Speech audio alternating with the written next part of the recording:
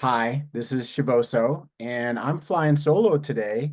Uh, Phina was not able to make it quite because of Mercury retrograde stuff. And so we're just going to go ahead because we've got a solar eclipse happening. And I wanted to give you guys who prefer the video version the heads up and kind of the rundown of what's coming up for the next couple of weeks. So it's going to be a little bit of a different report, but pretty much the same thing, just the astrology today. So just to get things going, I hope you're all doing really well because this has been a crazy, crazy time. It's wild how so many things seem to come up at once or in such a rapid fire order, and yet everything seems to get kind of done to a certain degree. It's really for me, it's been mostly like, oh, when I panic, I just have the panic and it doesn't help. And then it turns out, oh, everything kind of worked out. Sorry about that little overreaction, right? And so, like I've been saying in my reports, this is, Mercury retrogrades are just a test of our equanimity. It's the trickster, and it just happens to be a fairly, big one, at least for me. Maybe it's just my personal astrology. But, the big news, of course, is the solar eclipse that's happening on Monday, and this is Sunday. So we're getting ready for that. A lot of people are out there in Texas and the East Coast of the United States getting ready for that on Monday afternoon. And oh, by the way, don't look at directly at the eclipse. It's a really bad idea that everybody should know about by now, but try not to blow it and burn your eyes on it. There's a lot of different ways to look at it, so don't do that.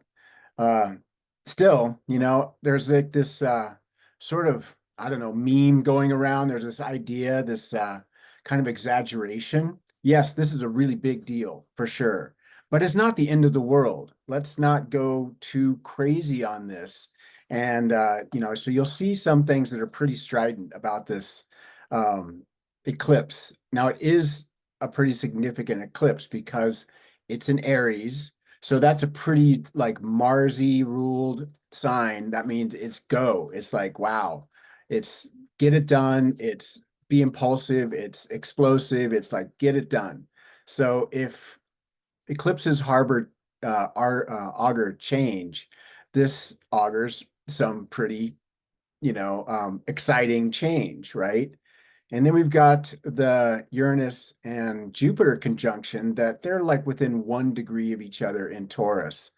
So that's also another like harbinger of big change.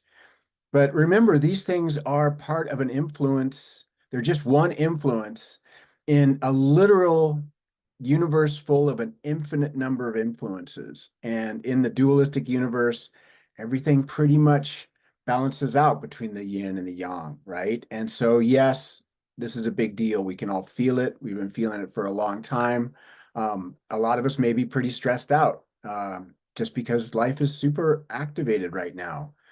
And this is the change we've all been waiting for, since 2012. And, all of us who are dissatisfied with the current uh, situation and circumstances in the world, we were praying for change. Well, this is what it looks like. And it's often not very comfortable. It isn't pretty. It's got a lot of shadow work going on because we've got Chiron exactly conjunct the eclipse, another significant moment because Chiron, the wounded healer, the representative of our wounds, our original wounds, our deep psychic and bone deep wounds as humans, the human condition, all coming up to the fore.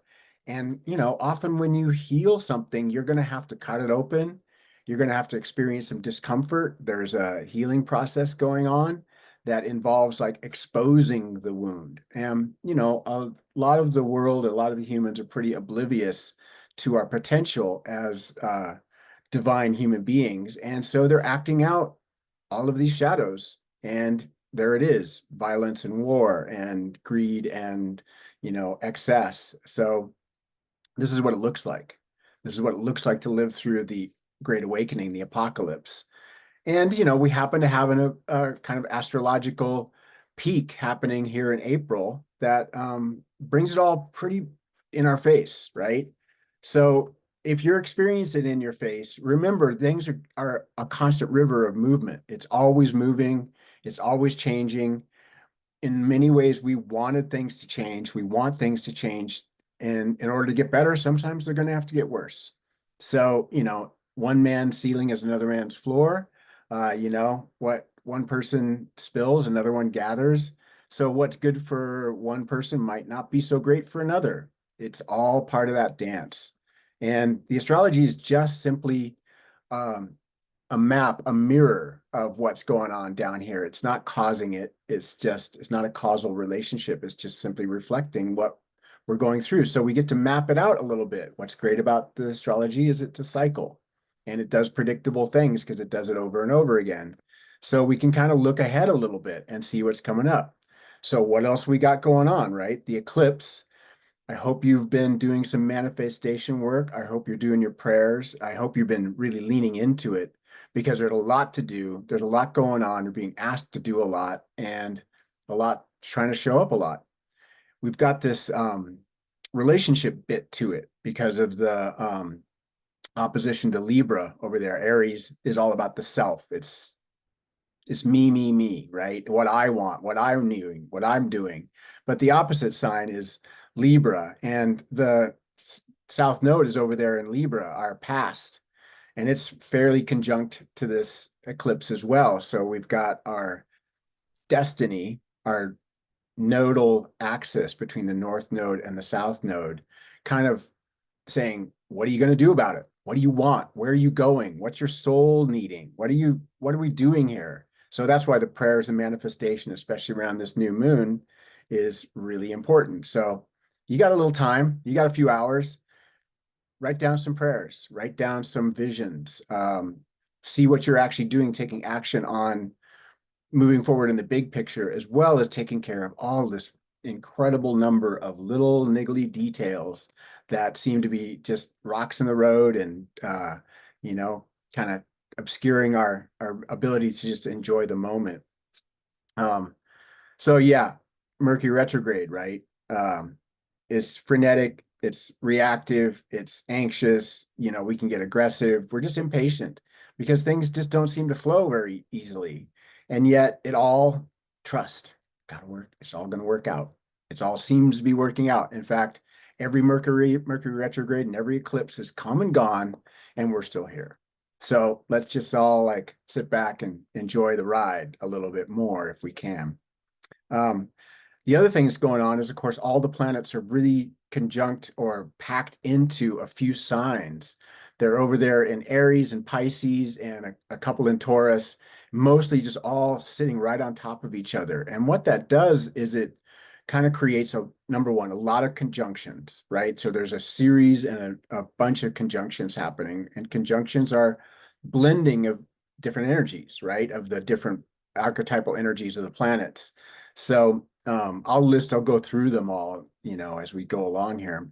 But it also creates these, what I call short angle, short arc aspects, what is called astrologically minor aspects. And so there's a bunch of them happening, what they call the semi-sextile, which is a half a sextile. You got the semi-square, which is half a square. And those short angles, even though they get ignored a lot or sort of glossed over its minor aspects, they're happening all the time. And because all the planets are all kind of packed in there close to each other, we're getting a bunch of them in April. It's just going to be like this series of semi-sextiles and conjunctions and sextiles and semi-squares all happening relatively quickly because of the movement of the more rapid planets. But the influences last for days. Now I'm going to take a minute and I'm going to show you an animation of the next couple of weeks. And what I'm going to do is I'm going to set it to go, but I'm going to take the moon out of it because it just adds, it's always moving really fast. It goes, changes aspects in hours, right? Changes signs in days. And so it's always kind of like moving along and creating that up and down of our days, and to reflecting how our moods change and our attitudes change. But we'll take that moon out for a second. And I just want you to look at the short little blue and red arcs that'll come up. I'll start it out here.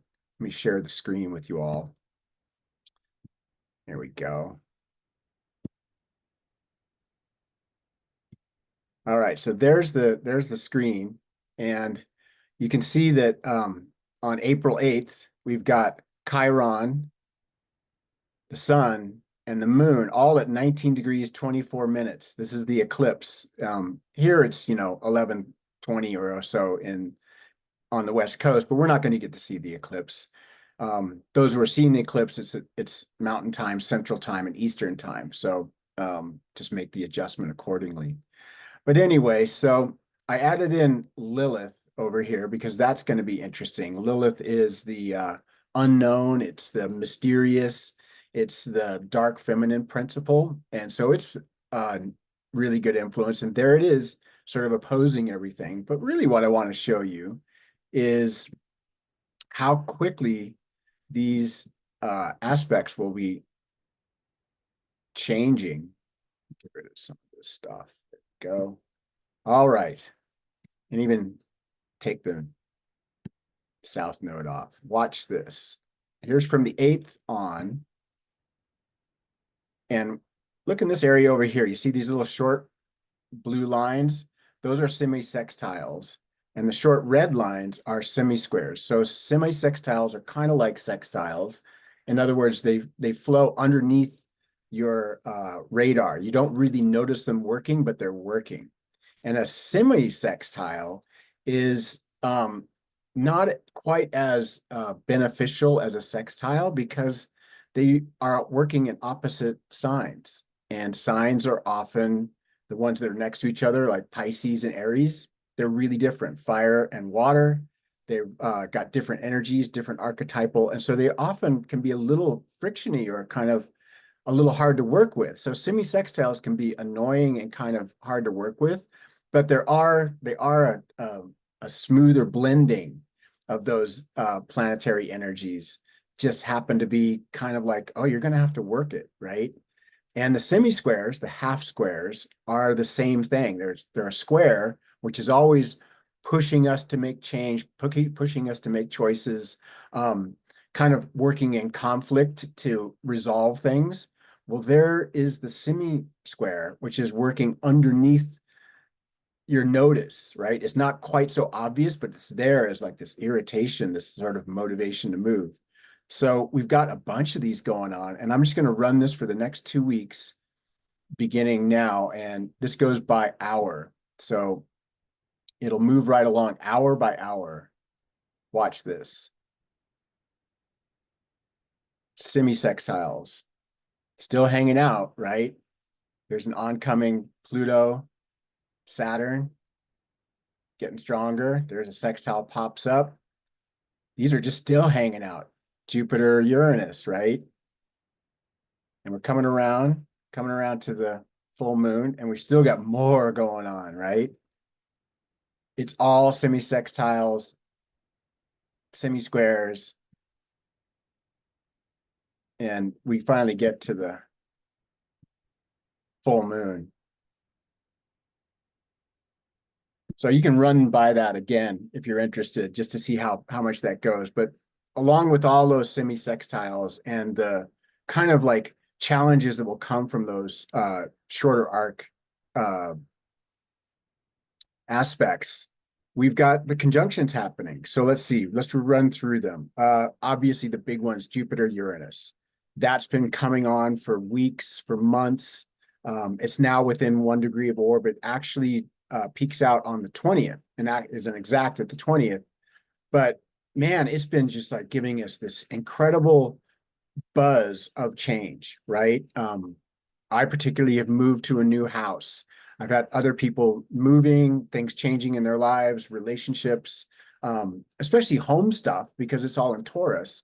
And Jupiter, whatever it touches, expands. So if you think about the archetypal energies of Uranus, it's radical change, it's innovation, it's using our genius to change things. It's also explosive, unexpected, unplanned for, but for our own good. Things that are unstable get kind of broken down.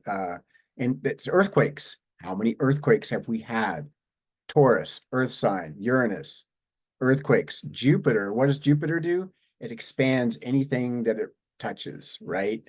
And so it's a benefic planet. It's for the good, but it can kind of get over enthusiastic. It can overdo it. And with Uranus, you overdo Uranus and you get these like explosive changes, right? You get these radical shifts in our life direction that have unforeseen consequences. We won't really know what this is all going to be like for several years. Uranus is going to be influencing our world pretty strongly over the next rest of this decade.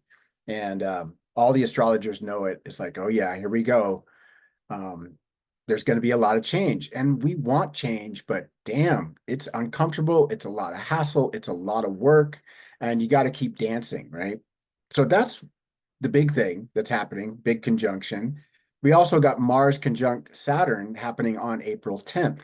So Mars is get it done, make it happen, don't wait, get the fuck out of my way because I'm doing this, right? And Saturn is do it right, do it correctly, do it in the right direction, in the right timing, or else you do it wrong and you'll get fucked up. So the impulsivity of Mars can either be kind of like held back by Saturn and you get this really beautiful like determination and discipline to get your stuff done, right? Or you could just end up being super frustrated and angry and aggressive because it's just not going fast enough. And with Mercury going retrograde, yeah, that's a really likely outcome. So be aware that those around you and yourself might be feeling a little aggressive, a little assertive, a little frustrated, and might be projecting it onto you. But try to soft land that stuff from within yourself and from outside. And it's amazing what great results you can get if you can just sort of like go, okay, this is happening. I see you're upset, or I see I'm upset. Maybe I should just take a breath and just see if I can chill my way through this a little more. Let's not try to do road rage for the next 2 weeks, right? Um, the sun's going to conjunct Mercury retrograde on April 11th.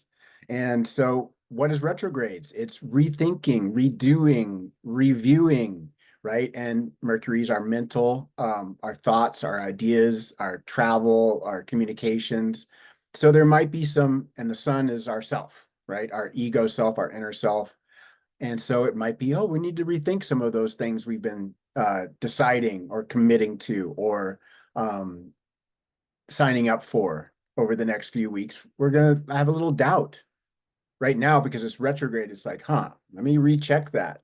Doesn't mean you have to change your mind and decide because you might have to change it back when it all goes direct forward. This is Mercury offers us the opportunity to slow down, not take it so seriously, get the slip on the banana peel joke of the way life actually is, by making us wait, by making us question things. And it's always good to check yourself before you wreck yourself. So Mercury's doing us a favor, even though it does it in this way that just totally screws with us, right? Our poor egos.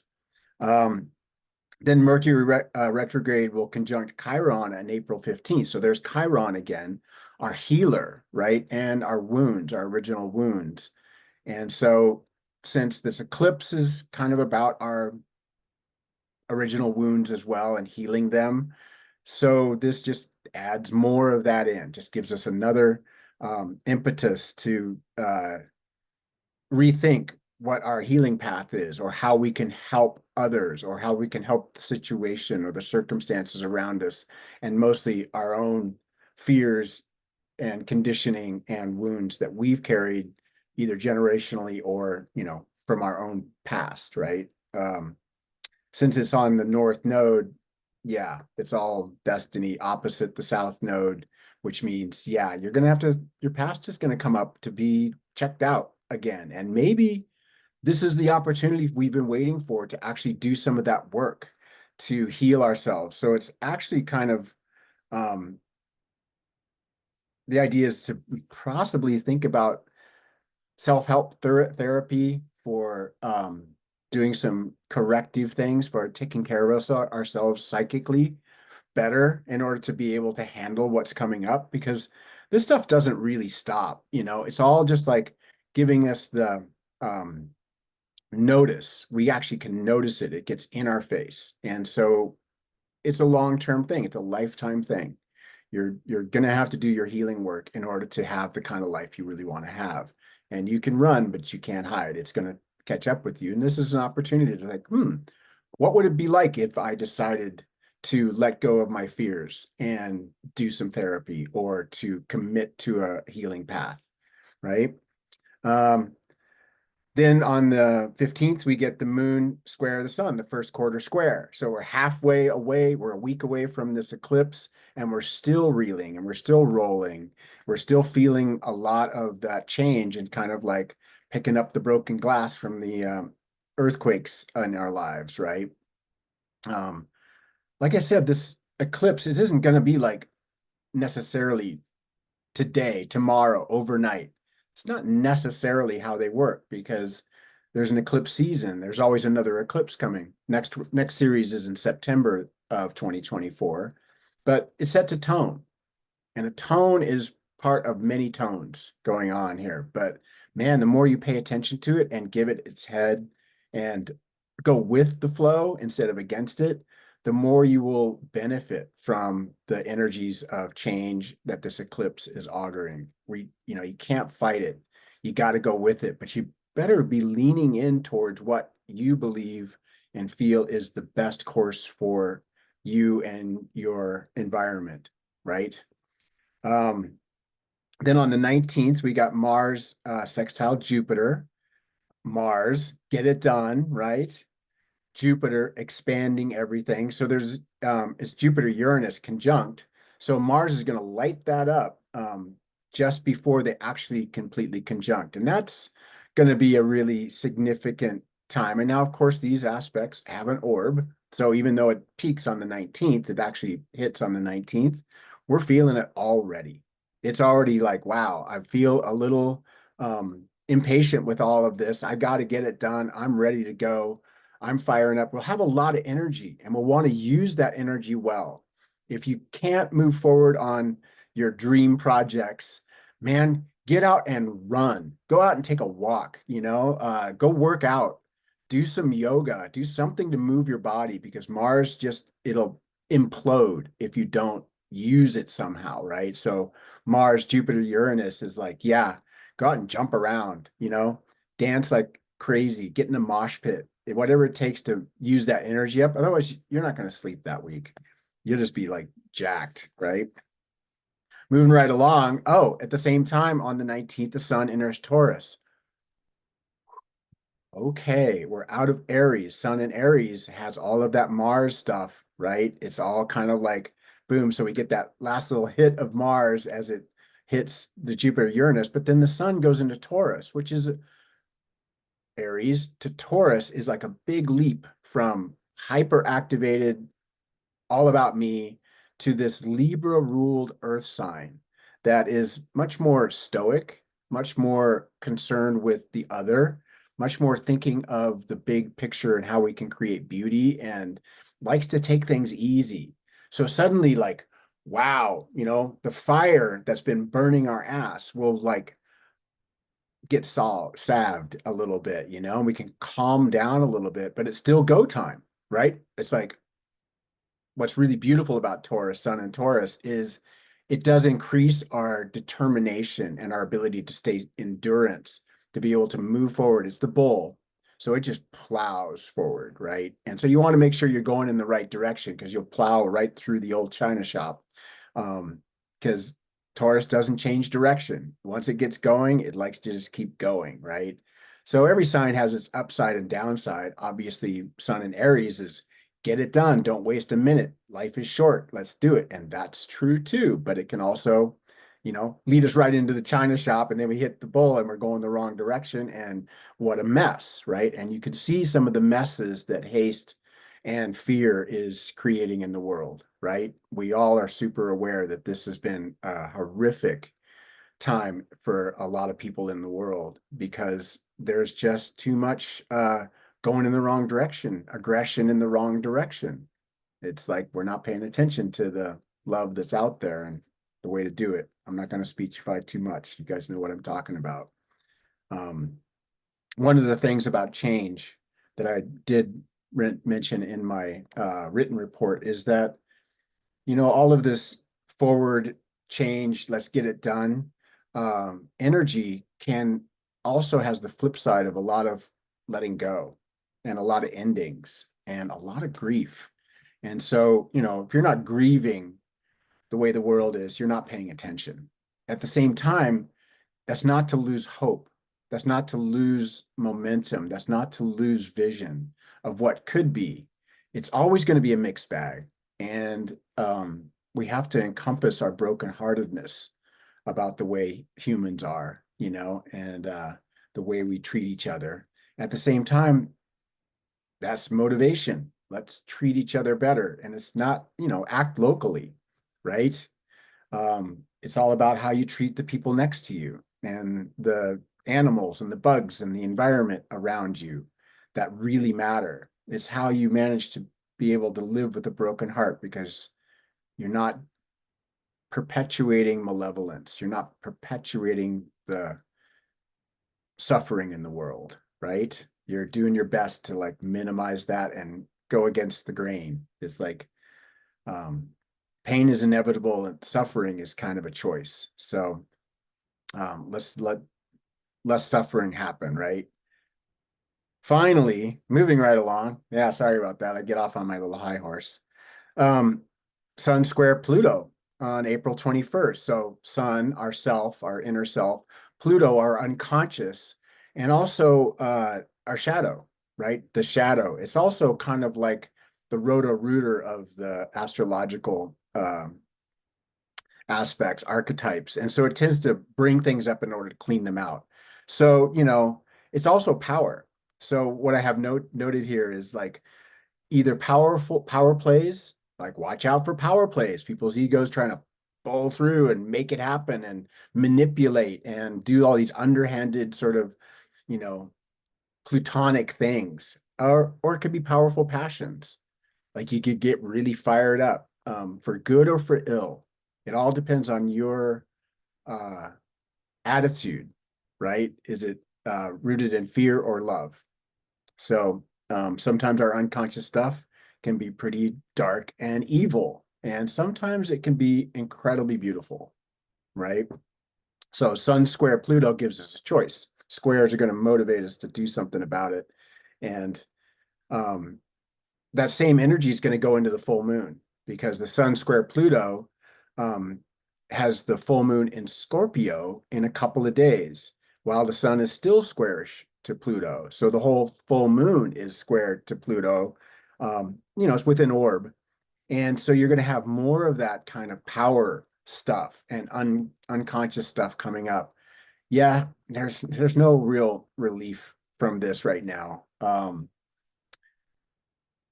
It makes us maybe long for the doldrums that we had back last fall when it seemed like nothing was really happening and everything was kind of stalled out and it just seemed like things were just kind of like stagnating and rotting. And now it's all moving and it's on fire and it stinks because of all the rotten stuff and we don't like it, but it's our opportunity to clean it up, like stir the compost pile. Um, so it is kind of on 2024 is we're going to look back on this and go, oh, that's when it changed. That's when what happened in the early 2020s came to fruition and started to have its outcomes. And we're going to live this the rest of our lives. So let's make sure we're leaning in the right direction if we possibly can. Um, One other thing is Mercury is going to go to direct on the 25th. So by the 23rd on the full moon, it's pretty much stopped in the sky. It's just sitting there within a degree of the north node. It's just sitting there, moves up and slows down.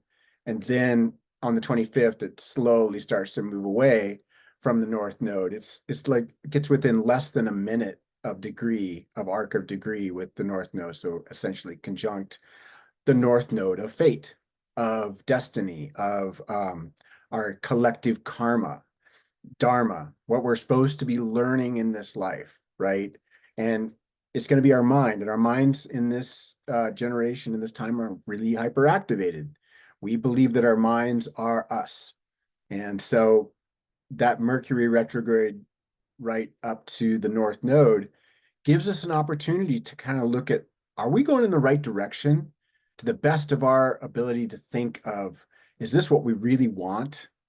Um, yeah, it's a very prophetic time. And so, yeah, a lot of astrologers are all, um, because it is. And at the same time, the river moves, the river goes on. It goes forward with us or without us. So you're either going with it or against it. And against it's a lot of work and it doesn't actually work. Eventually you get swept away. So you want to be like paddling with the river, but trying to sweep around the pitfalls as best you can. And that takes wisdom and constant effort.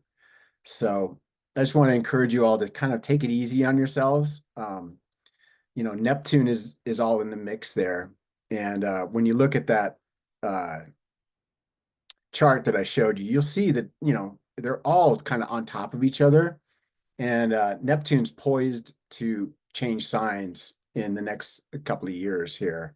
It's going to go over into Aries. And right now it's in home in Pisces. And so you probably noticed the last few weeks with the Venus that we've had some pretty wild dreams, that relationship idealism or delusions or confusions have been up. A lot of changes going on in the way we relate to the people around us and relate to the world around us because of that, the South Node Libra kind of thing. By the time we get to the full moon, which is in Scorpio, a lot of this will like start to make sense, hopefully. And I'll have my report out, my written report for the um, full moon. Let's see, what were we, the new moon? So yeah, the first quarter square is going to come out in a week. 2 weeks, I'll have the full moon, and hopefully Phina, well, I'm sure Phina will be back and we'll be able to do this video report together and get her energetic insights into what is going on energetically.